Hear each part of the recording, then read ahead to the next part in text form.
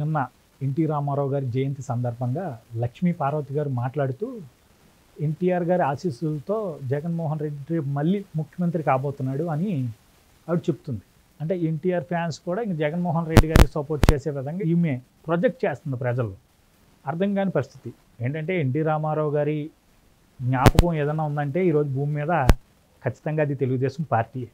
ఈరోజు ఆయన ఏ కార్యక్రమం జరిగినా ఆయనకి దండేసి ముందుకు సాగుతూ ఉంటారు. అలాంటిది ఈరోజు ఇలా లక్ష్మీపార్వతి భార్యగా ఉన్నటువంటి లక్ష్మీపార్వతి అంటే మరి అఫీషియల్గా సర్టిఫికేట్ ఉందో లేదో తెలియదు, పక్కన పెడితే ఎన్టీ రామారావు గారు స్వీకరించారు కాబట్టి మనం ఖచ్చితంగా ఈరోజు రెండో భార్యగా ఉన్నటువంటి లక్ష్మీపార్వతి ఇక ఈ మధ్యకాలంలో చూస్తున్నాం పేటరేగిపోతుంది. ఎవరు వ్యతిరేకులు ఉంటే వాళ్ళతో కలుస్తుంది, అంటే టీడీపీకి ఎవరు వ్యతిరేకులు ఉంటే వాళ్ళతో కలిసి ఇలా ఇష్టానుసారంగా మాట్లాడుతుంది.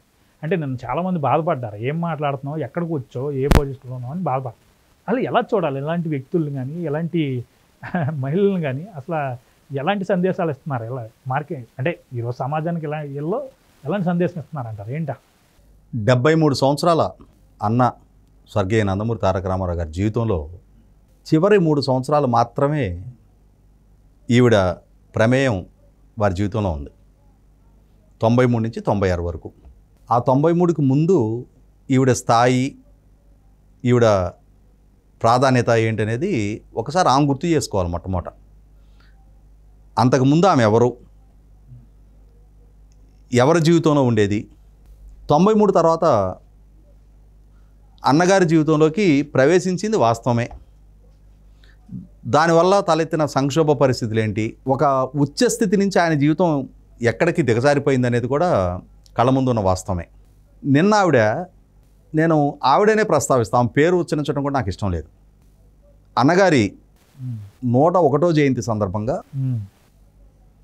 ఎన్టీఆర్ ఘాటుకు విచ్చేసి వారికి నివాళులు అర్పించిన తర్వాత మీడియాతో మాట్లాడతా ఎన్టీ రామారావు గారి ఆశీస్సులతోటి మొన్న జరిగిన ఎన్నికల్లో రేపు 4వ తారీఖు రోజు జగన్మోహన్ రెడ్డికి మళ్ళీ ఒకసారి అద్భుతమైన విజయం సాధించబోతున్నాడు అని చెప్పని చెప్తా ఉంది. ఇక్కడ మనం గమనించుకుంటే మరి ఎందుకు జగన్మోహన్ రెడ్డి అద్భుతమైన విజయం సాధించాలి, దానికి ఎన్టీ రామారావు గారి ఆశీస్సులు ఎందుకు అందించాలి?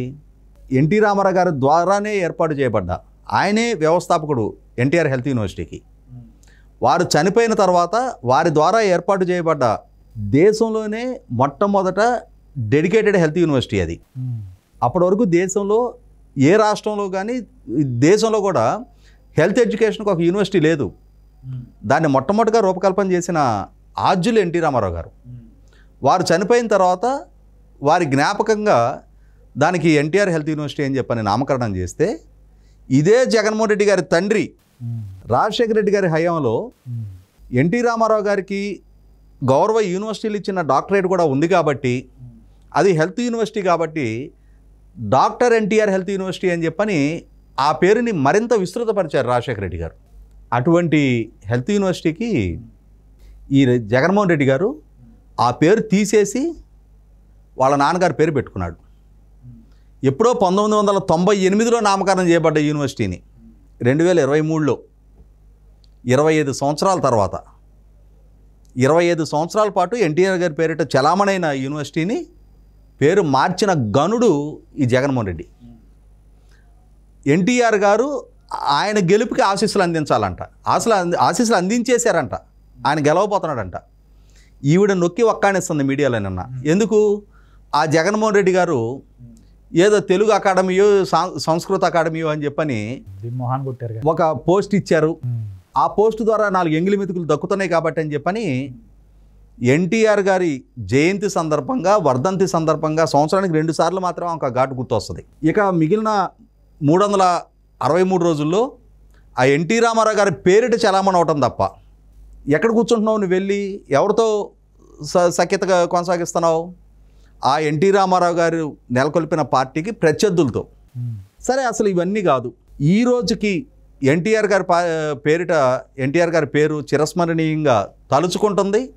నిన్నటి రోజున రాష్ట్ర వ్యాప్తంగా, దేశవ్యాప్తంగా, ఇన్ఫ్యాక్ట్ ప్రపంచవ్యాప్తంగా ఉన్న తెలుగాళ్ళు ఎన్టీ రామారావు గారిని వారి జయంతి సందర్భంగా స్మరించుకున్నారు అని అంటే, ఒక కార్యక్రమం రూపకల్పన జరిగింది అని అంటే, 10 మంది పేదలకి ఒక స్వీట్సో అన్నదానమో జరిగింది అని అంటే తెలుగుదేశం కార్యకర్తలు చేశారా? ప్రాపకం పొందుతున్న ఈ జగన్మోహన్ రెడ్డి పార్టీ కార్యకర్తలు రామారావు గారిని స్మరించుకుంటా ఎక్కడైనా సరే ఒక 4 జగ్గులు మంచినీళ్ళని పోసారు ఎండల్లో పేదలకి. ఎందుకు జగన్మోహన్ రెడ్డికి ఎన్టీ రామారావు గారు ఆశీస్సులు అందించాలి? ఇది ఒక ట్రెండ్ అయిపోయింది ఈవిడికి. ప్రతి సందర్భంలో కూడా ఎన్టీ రామారావు గారిని తీసుకెళ్ళి రాజశేఖర రెడ్డితో పోల్చడం, పైగా ఆ యూనివర్సిటీ పేరు తీసేయడాన్ని ఈవిడ సమర్థించింది.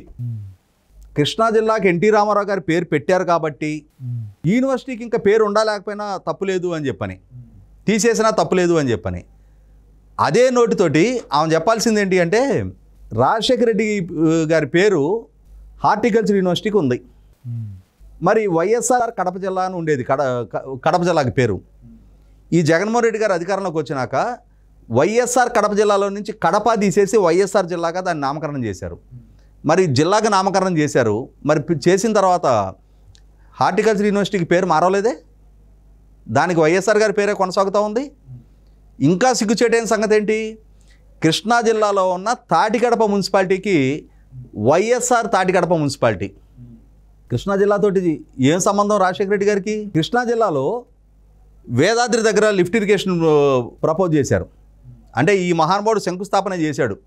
అక్కడ బొచ్చ సిమెంటు వేయలా, 4 ఇటుకలు పెట్టలా, దానికి వైఎస్ఆర్ లిఫ్ట్ ఇరిగేషన్. ఇంత భావదారిద్ర్యంతో ఆ పార్టీలో ఏడుస్తా ఎన్టీ రామారావు గారి ఆశీస్సులు జగన్మోహన్ రెడ్డి గారికి అందించి జగన్మోహన్ రెడ్డి గారి ప్రభుత్వం అధికారంలోకి మళ్ళీ కొనసాగుతుందని చెప్పని ఈవిడ. అంటే ఇక్కడ ఏమవుతుందంటే నేను ఇందాక చెప్పినట్టుగా మంచో చెడో ఆయన జీవితంలో మిగిలిన తెలుగుదేశం శ్రేణులందరి దృష్టిలో అదొక పీడకలుగా భావిస్తూ ఉంటారు.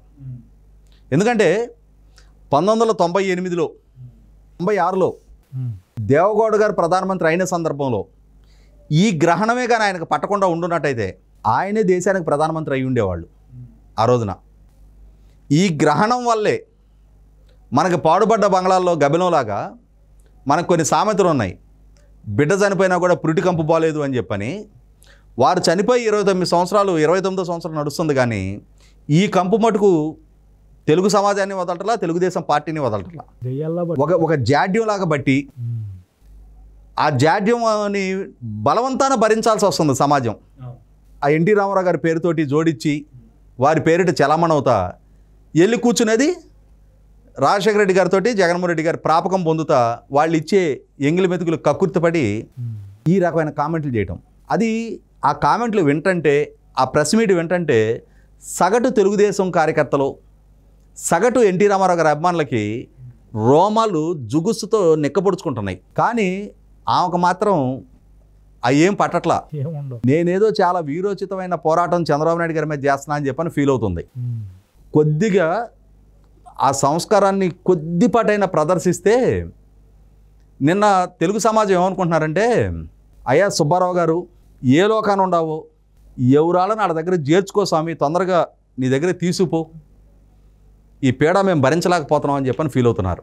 సుబ్బారావు గారే చెప్పారుగా ఒకసారి ఒక ఇంటర్వ్యూలో, ఆయన లక్ష్మీపార్వతి గురించి చెప్పాడండి. చాలా ఎలాంటిది ఏంటి అసలు ఎంత కన్నింగ్ అనేది. నిన్న సగటు తెలుగువాడు ఆ ఇంటర్వ్యూ అయిన తర్వాత ఫీల్ అయిన మాట అన్నమాట ఇది. కనీసం మాకన్నా కొంత ప్రశాంతత దక్కుద్ది అని చెప్పని ఎవరికాళ్ళు ఫీల్ అయ్యారు నిన్న.